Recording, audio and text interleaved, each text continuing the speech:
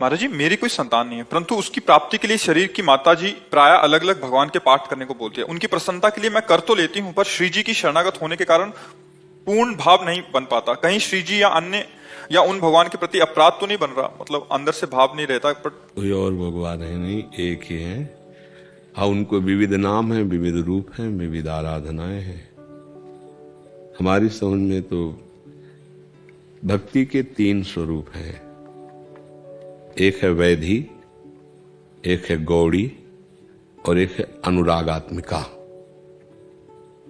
वैधि भक्ति में शास्त्र विधान के अनुसार भक्ति की जाती है। गौड़ी भक्ति में भगवान की किसी एक नाम रूप की प्रधानता, ईश्वरीय महिमा, भगवान ऐसे, भगवान ऐसे, भगवान ऐसे। और अनुरागात्मिका भक्ति में मेरे लाडिले, जैसे अपने वृंदावन की उपासना, बांके बिहारी लाल राधा वल्लभ, यहाँ भगवान नहीं बोलेंगे बांके बिहारी भगवान की जय, ऐसा नहीं बोला जाता। बांके बिहारी लाल की जय, राधा रमण लाल की जय, राधा वल्लभ लाल। इस अनुरागात्मिका भक्ति में फिर दूसरों न कोई, मेरे तो गिरधर गोपाल। इसमें सिद्धांत नहीं है कि हम किसी अन्य वासना या कामना की पूर्ति के लिए किसी और के आगे हाथ भी जोड़ दें। प्रेम लक्षणा भक्ति का, अब अगर यहां कोई जुड़ता है तो समझना चाहिए कि प्रेम लक्षणा भक्ति का गढ़ है ये वृंदावन।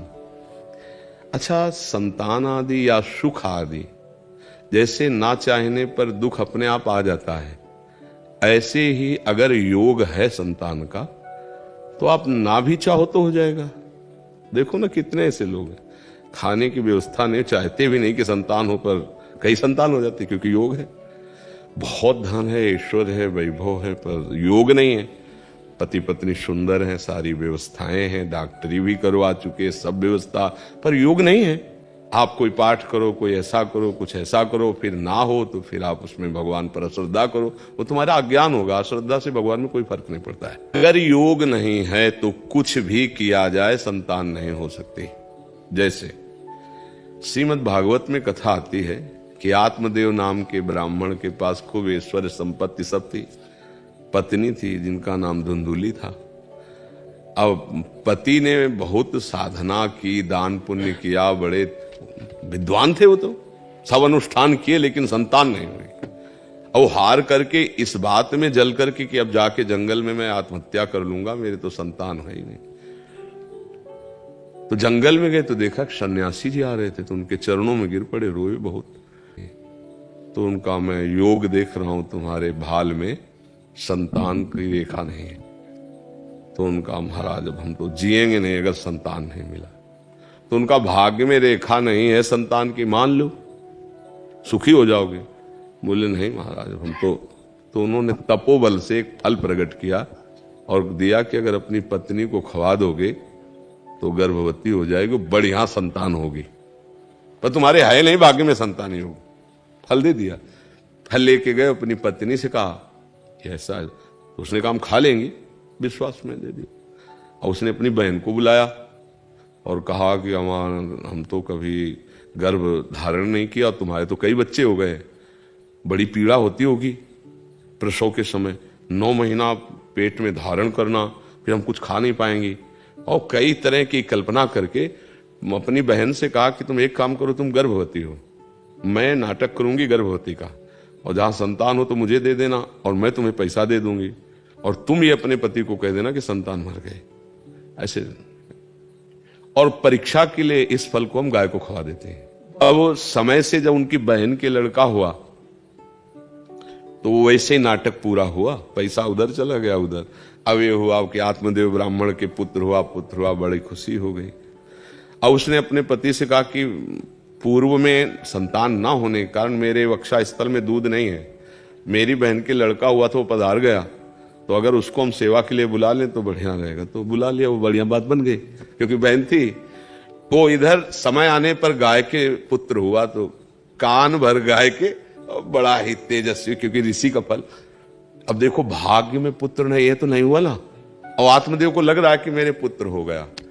अब वो दुराचारी इतना बाल्यावस्था से खेलते हुए बालकों को कुएं में डाल दे, और जब जवान हुआ तो फिर पिटाई शुरू की अपने माँ की और पिता की, सबकी। मार मार के एक बार तो इतना मां को मारा कि वो प्राण त्यागने के लिए कुएं में गिरी, वो मर गए। तब गोकर्ण जी से, वो बड़े शांत और शास्त्र ज्ञानी, आत्मदेव जी ने प्रार्थना, बेटा मेरा कल्याण कैसे होगा, मैं तो फंस गया पुत्र मोह में, और ये धूर्त ऐसा पुत्र पैदा हुआ। तो उनका पिताजी, भगवान का आश्रय लो, लोक धर्म का त्याग करो, संतों की समाज में बैठो तो तुम्हें पता चलेगा जीवन का लाभ क्या है। धर्मम भजस्व सततम त्यज लोक धर्मान, सेवन सदा साधु पुरुषं जहि काम तृष्णाम, अन्यस्य दोष गुण चिंतन मास मुक्त्वा, सेवा कथा रसमोहो नितराम पिबत्तुम। ये उपदेश किया। वो गए और भगवान का चिंतन करते हुए उनका, अब ये घोर पापाचारी पाप करके फिर वैश्याओं के संग उनके प्रभाव से मरा भूत बना। तो उसी के लिए गोकर्ण जी ने भागवत की कथा कराई। तो नहीं हुआ ना पुत्र, सब पूरा नाटक रच दिया गया, लेकिन नहीं हुआ उनसे, क्योंकि भाग्य में नहीं था। हमें लगता है कि हम अपने इस बात को अंदर से जानते हुए कि हमारे भाग्य में यदि संतान होगी तो हो ही जाएगी, और नहीं है तो फिर नहीं होगी, ये पक्का है। तो होगी तो श्री जी से, प्रियालाल से, और अगर इनसे नहीं होगी तो फिर किसी से भी नहीं होगी। इतना तो समझना है कि हमारे श्यामा श्याम से यदि नहीं हुआ तो है तो सब इन्हीं की विभूतियां हैं, तो सब इन्हीं के स्वरूप, फिर किससे होगा। इसलिए हम अपनी अनन्यता, अपनी भक्ति, अपने आराध्य, ऐसा तो।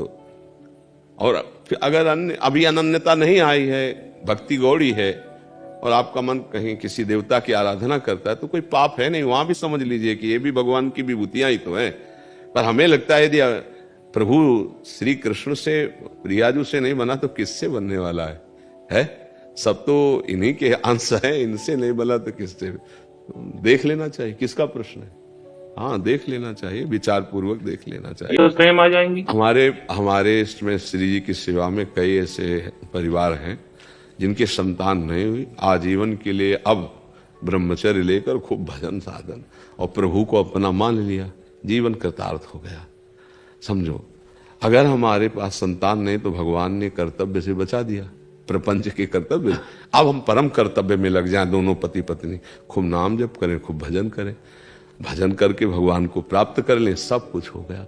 जिसको भगवत प्राप्ति हो जाती है वो सब ऋणों से मुक्त हो जाता है। देव ऋण, ऋषि ऋण, मातृ ऋण, पितृ ऋण, एकादश स्कंद में भगवान वर्णन करते हैं। हाँ, अगर कुछ उपाय आदि करने से तो गृहस्थी धर्म है, अच्छा है, लेकिन उपाय के बाद भी यदि सफलता नहीं तो राजी रहना सीखो कि भाई अब हमारे प्रारब्ध में नहीं है, अब नहीं है तो फिर क्या उपाय किया जा सकता है। तो उसको धैर्यपूर्वक सहना चाहिए। फिर अन्य उपाय नहीं करना चाहिए कि हम इधर से उधर से, फिर वो वही धुंधकारी वाली बात। हाँ, वो आएगा तो धुंधकारी, जैसे बहन का लड़का आया, आतंक मचा दिया, क्या क्या लीलाएं। तो हमें लगता है कि हमारे भाग्य में पुत्र सुख नहीं बदा है, तो नहीं बदा है। अगर जबरदस्ती करोगे तो हो सकता है कि फिर आपका जीवन क्लेशमय हो जाए, आनंद छूट जाए। इसलिए भगवान को अपना मान लो, जो मानो इनको तो, पुत्र मानो तो भी राजी है, पिता मानो तो भी राजी है, भगवान तो बहुत करुणामय है। इन्हीं को अपना मान के फिर भजन करे, क्योंकि जब प्रारब्ध में नहीं है तो फिर भजन करे, भजन से भगवत प्राप्त। और देखो, जिनके पुत्र हैं उनके लिए विमाने थोड़ी आ रहे हैं भाई लड़का है तो विमाने गली में रोते घूम रहे कि हमारे लड़के ने सब कुछ लिखवा लिया और घर के बाहर कर दिया आपको। आए बहुत से लोग तो महान दुखी हैं। हाँ, संतान से दुखी। हाँ, तो इसीलिए नाम जप करो। अच्छा, संतान हुई, कुमार्गामी हुई, जेल गई, पूरा जीवन जलता है माता पिता।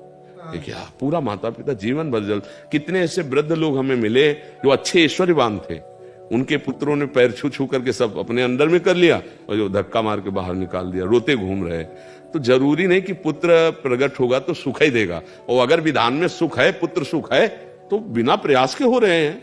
रोकना चाहे तो नहीं रुकेंगे। अगर 4 संतान 5 जो भी होना हो जाएगा। देखो ना, गांव में देखो ना, खाने को नहीं 4-4 लड़के हैं। तो हमें लगता है भगवान के आश्रित रहे।